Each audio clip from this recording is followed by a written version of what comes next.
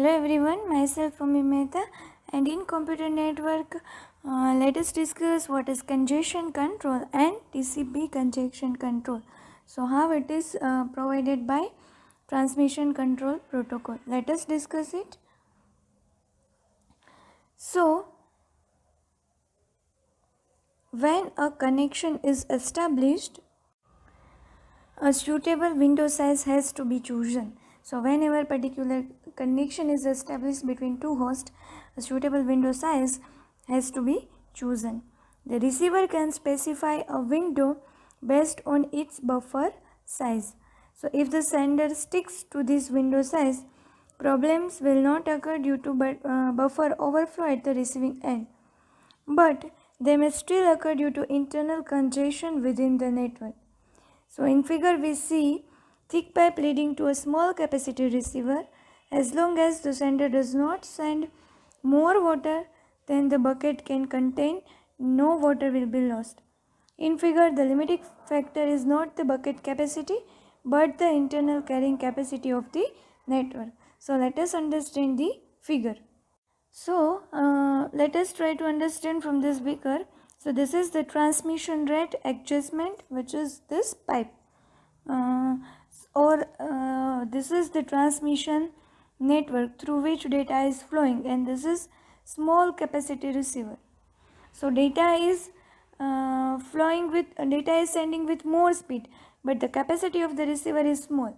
Now let us check the another scenario, that capacity of receiver is large, but the capacity of transmission network is slow, which is the internal congestion.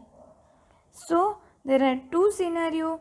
If the receiver's capacity is small, then there is a chances of overflow, and if there is the capacity of the receiver is full but there is occur of internal congestion, it means in the network. So figure A, fast network feeding a low capacity receiver. It means the network speed is fast and it is feeding the receiver with full speed, but the capacity of receiver is low. In second figure, a slow network feeding a high capacity receiver. So this both type of scenario occur in congestion control, and we have to do it. We have to solve this problem.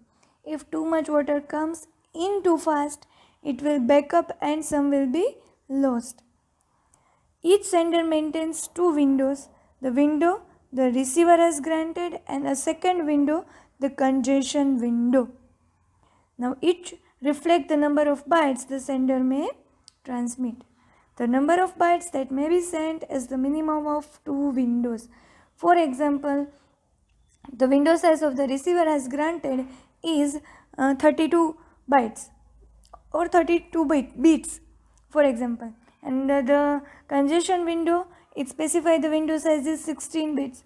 So from these two we have to choose the lower window size or lower bit capacity, so which is 16 bits. So at a time sender sends 16 bits to the receiver. Okay, so this is the number of bytes that may be sent is the minimum of two windows. Thus the effective window is the minimum of what the sender thinks is all right and what the receiver thinks is all right. So when a connection is established, the sender initializes the congestion window to the size of the maximum segment is used on the connection, and it then sends one maximum segment. Now if this segment is acknowledged before the timer goes off, it adds one segment's worth of bytes to the congestion window to make it two maximum size segments and sends two segments. As each of these segments is acknowledged, the congestion window is increased by one maximum segment size. So, for example, first 32 bytes is sent, and if the acknowledgement of that bytes is received, it means the acknowledgement of that segment is received, then the congestion window size is increased. Again, if this increased size acknowledgement is given by the receiver, then again the size of congestion window is increased. So when the congestion windows in n segment, if all n are acknowledged on time, the congestion window is increased by the byte count corresponding to the n segments. Now, how this TCP congestion control is handled is called TCP slow start. So let us discuss how transmission control protocol is handle this congestion control, or it is known as TCP slow start. So slow start is a part of the congestion control strategy used by TCP. The data transmission protocol used by many internet applications. Okay, so slow start is used in conjunction with other algorithms to avoid sending more data than the network is capable of transmitting to avoid causing network congestion. So the slow start is a technique which is used with other algorithms for avoid sending more data than the network is capable. So slow start generally begins initially with a congestion window size CW and D, congestion window size of 1, 2 or 10. The value of the congestion window will be increased with each acknowledgement received, effectively doubling the window size each round trip time. Okay, so let us discuss it.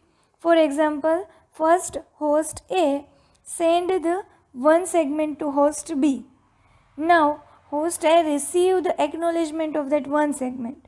Now it increased the window size, means it now send two segments.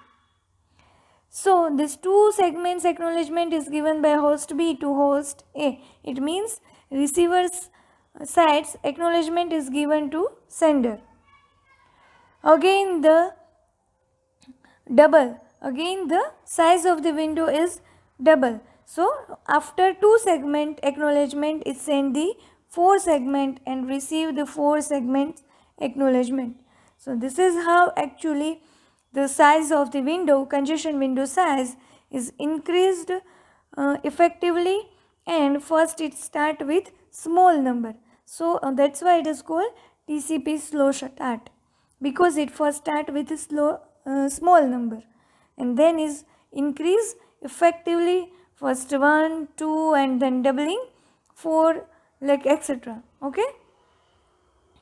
So if a loss events occur, TCP assumes that it is due to network congestion and takes steps to reduce the offered load on the network. For example, after sending 4 segments, and if the acknowledgement of that 4 segment is not received by sender, then what it thinks that this loss or loss event occurs due to the network congestion, and it take step to reduce the offered load on the network. So for example, instead of 4 segments, it send now 3 segments. Once SS thresh is reached, TCP changes from slow start algorithm to linear growth congestion avoidance algorithm. At this point, the window is increased by one segment for each RTT. In slow start, we are doubling the window size. Now, in linear growth congestion avoidance algorithm, a window is increased by one segment for each round trip time. So this is called one round trip time. Sending time, then acknowledgement receive time, total time is round trip time. So the window is increased by one segment for each round trip time in the congestion avoidance algorithm. So this is how actually TCP handles congestion control, and for that it uses slow start with another algorithms. Okay, thank you.